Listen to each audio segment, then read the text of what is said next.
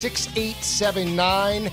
Huge battle taking place in Tuscaloosa. It is LSU. It is Alabama. Since 2011, Alabama's dominated the series. They're 6-0 over LSU by 12.8 points per game. They've dominated the SEC this year, Rich. They're 5-0 and have won those games by 39.2 points per game.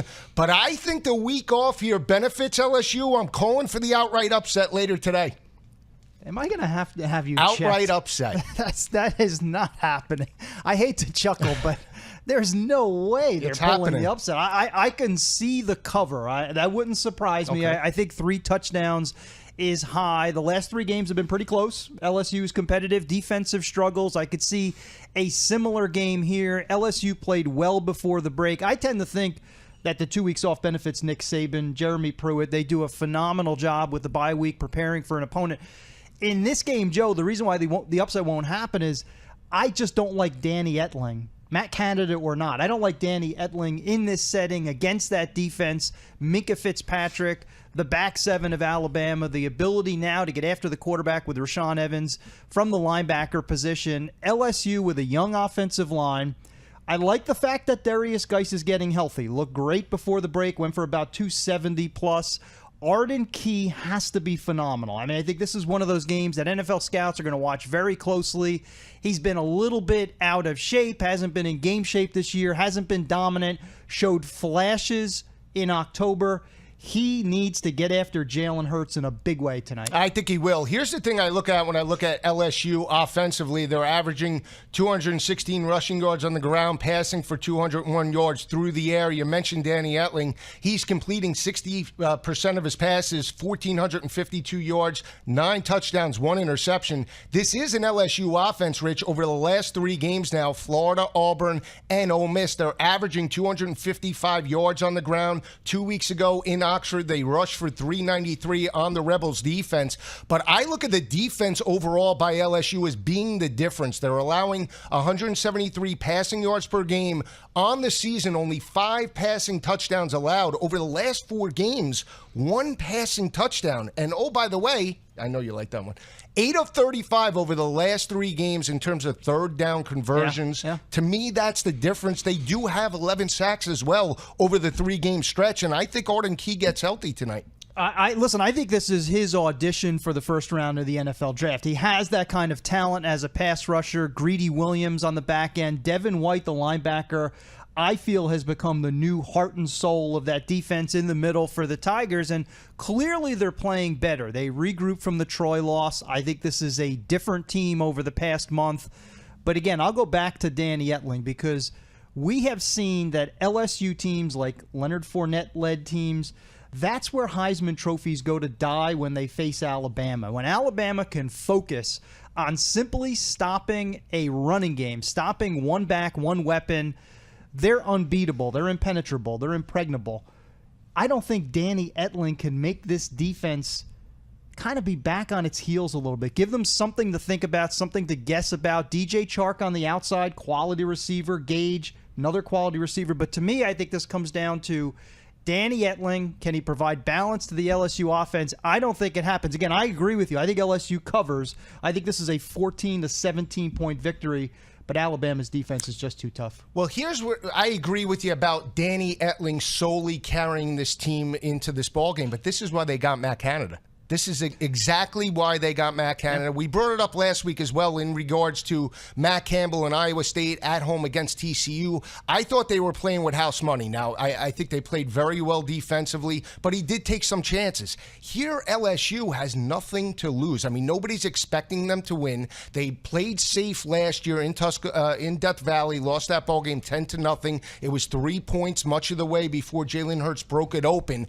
Here, I think they could afford to be aggressive, and this is where Matt Canada's experience as a play caller will take over. Play action on first and second down. That'll open up running lanes and, more importantly, build confidence for Danny Etling, and that's why I'm leaning towards LSU. I think it's close, 24-21, but I think LSU doesn't fear Alabama, and that's why I'm calling for the upset. And you and I agree, too, Joe. We've talked about it on this show over the past couple of weeks. Despite the numbers which have been okay leading up to the Ole Miss game, 40-24, prior to that, not scoring in bushels. Mm-hmm. But Matt Canada has started to get comfortable with his personnel. You could see it in the game planning, in the gameplay calling against Auburn. I thought he called a great game, too, despite the fact that they didn't pile up the points in the yard. So Canada is getting comfortable with that personnel. Darius Geis being healthy, I mean, you just can't overstate the importance of that to the entire LSU team. But again, this is a young offensive line that because of injuries, they've been starting 2-3 freshmen at a time.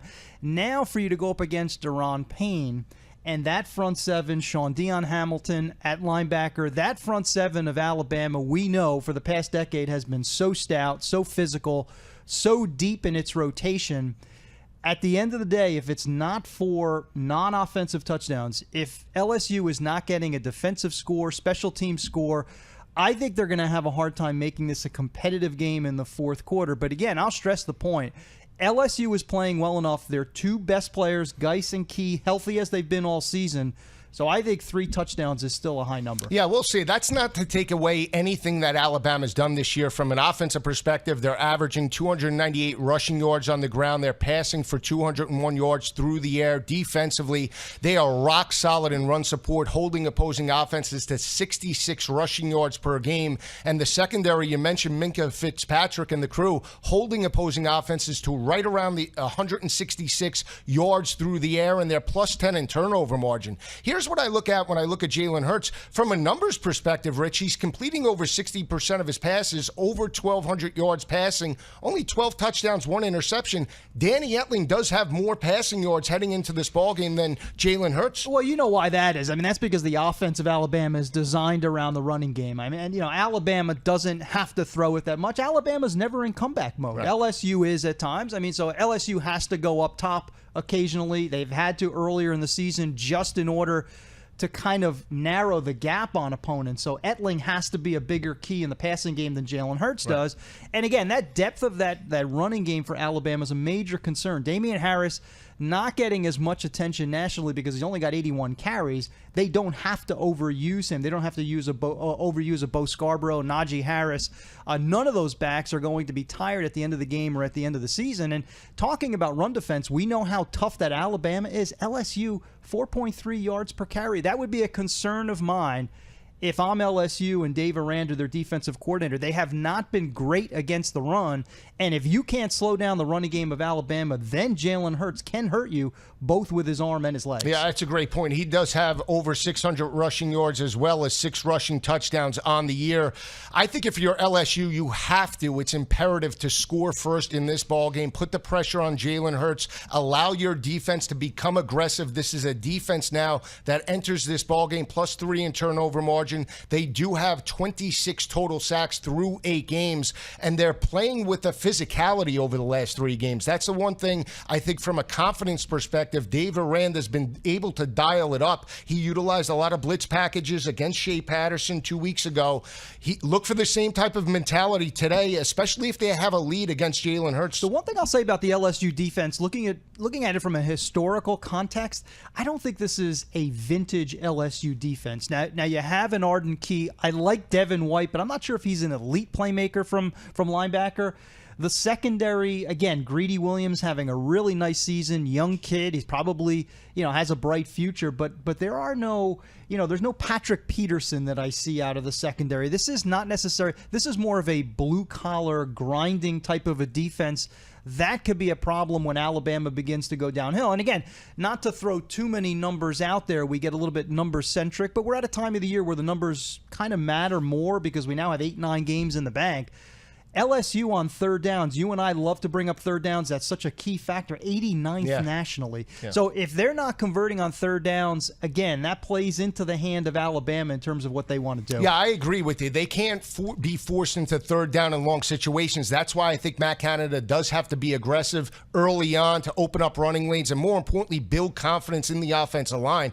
I don't buy into the fact, though, with the college football playoffs, Alabama being number 2, that's it. It's over for LSU. I don't see that. I think there's a lot of pressure. I think there's a motivation with that, though. See, the first thing I thought was I did whenever Alabama gets doubted in any possible way, I get nervous for opponents. So when Alabama's number 2, Nick Saban goes to the podium and says, "I don't care about polls; they're completely meaningless." But in that locker room, he's saying, "You know what? The nation believes Georgia's better than you guys. Go out and prove them wrong." And I think that's what the mentality will be tonight. Well, if LSU somehow, some way pulls off the upset later tonight, all the pressure will be off Ed Orgeron and this coaching staff that really has struggled. Oh, yeah. But they've made adjustments, and this is what it's all about. This is going to be a blue-collar game, 8 o'clock CBS. When we come back, we'll be talking about the Bedlam Brawl. This is Joe Lisi, Rich Cirminiello, live on the Fantasy Sports Radio Network, Studio 34.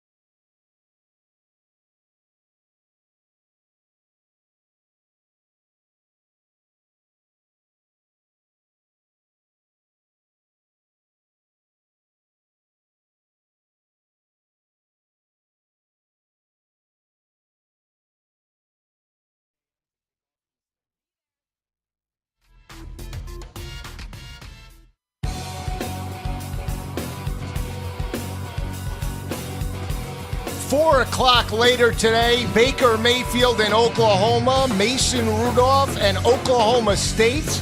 Over the last couple of years, Oklahoma's won the last 2 over the Cowboys by 26.5 points per game.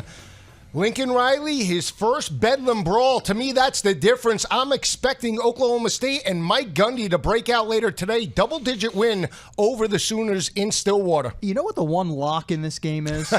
Is that Gus Johnson is going to be fired up. I was going to say this that. This is just a perfect Gus Johnson game.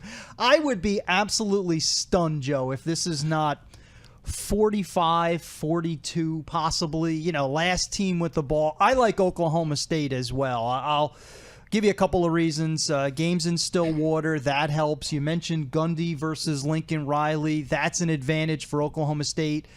Coach Gundy's done this more than about a dozen times, actually. Lincoln Riley, his first. But for me, the biggest difference is the Oklahoma State defense. I think this might be one of the most underrated units in the entire country. We know that the offenses have Baker Mayfield versus Mason Rudolph, great skill position players.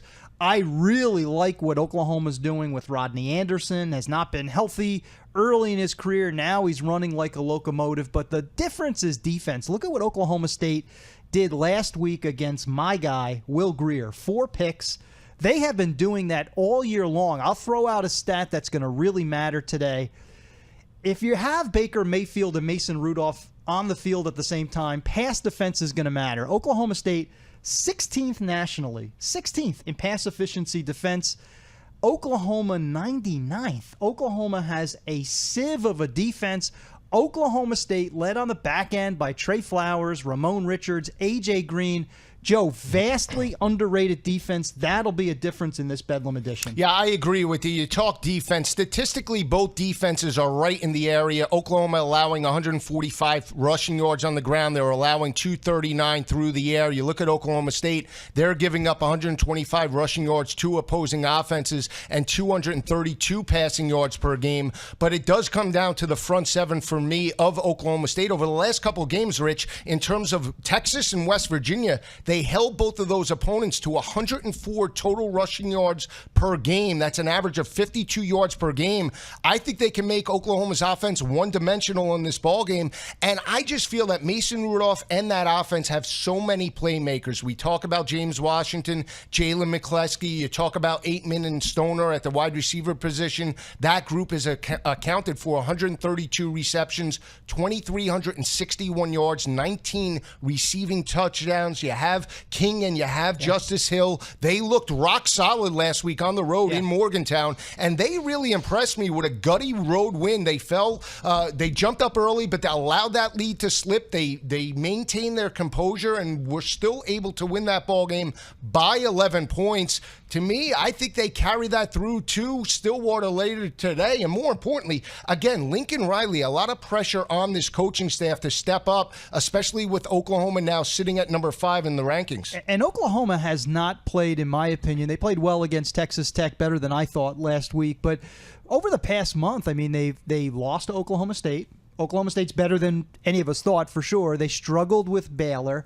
They have not looked like a great football team. And you bring up an excellent point. Last week in West Virginia, thought that would be a more competitive game, 50-39 Oklahoma State. And if not for a pick six and a big special teams play, I mean, Oklahoma State could have ran away and hid in that game. They dominated on both sides of the ball. Again, lots of takeaways for Oklahoma State. Flip side of that, Oklahoma all season long, Joe, 8 takeaways for the defense. There's far too much skill position players. Now, Obo Okoronkwo, the defensive end / outside linebacker, he's the guy that Oklahoma State has to watch out for because Oklahoma State's offensive line has been banged up. They're young. They're vulnerable. If Obo can get off the edge and into Mason Rudolph's face, that could change the tenor of the game. That could create turnovers. But again, I keep going back to similar offenses. Both are potent. Both are very well coached. Both led by outstanding senior quarterbacks that'll play on Sundays. But the defense of Oklahoma State dramatically better than Oklahoma. And I think we've sort of forgotten about Oklahoma State since the TCU loss. This is a very good football team. They have a chance to thrust themselves back into the Big 12 championship picture. I think they get the victory. It'll be very high scoring. I think it'll be close throughout. But I could see something, again, like 48-42 and Gus absolutely losing his mind by the end of the game. I love Gus Johnson, by the way. I do too. I mean, if you haven't watched those 4 o'clock games on Fox, the Penn State-Ohio State game, even Kansas State-Oklahoma, Gus Johnson was out of control. I mean, really made that game watchable. I think if Oklahoma's to win this ball game, it does fall on Baker Mayfield. He's sporting a new mustache for the Bedlam Brawl. He showcased it on Twitter and Instagram earlier this morning. I tweeted it out, so we'll see if it helps him. He is completing 72% of his passes, 2,628 yards, 23 touchdowns, 3 interceptions. We talk about third down offense. Oklahoma's converting 46% of their third down opportunities, but it does come down to defense. They're allowing 41% to opposing offenses. If they allow Mason Rudolph and Oklahoma State to maintain drives, it's going to be a long day for Oklahoma. Here's the question I want to ask you. If either team blows out the opponent today, do they automatically jump up into the top 5 of the rankings of the college football playoff, in your opinion? Everything else being equal, assuming no losses, obviously, from a Clemson to NC State or Ohio State falling to Iowa, I don't think so, because I think there's a lack of respect at this point for the Big 12, whether it's deserved or not. I think sometimes it is deserved. I don't know if they have a dominant team, right? TCU looked like they were going to carry the banner, and then they don't even score an offensive touchdown last week against Iowa State. So Big 12 right now, and Pac-12 as well, really. I mean, neither of those conferences have a great deal of national respect. They don't have a true cover boy to kind of like carry the banner on a national level. So even in a blowout situation, all things being equal, I think they have a difficult time jumping teams like Clemson, Notre Dame, if Notre Dame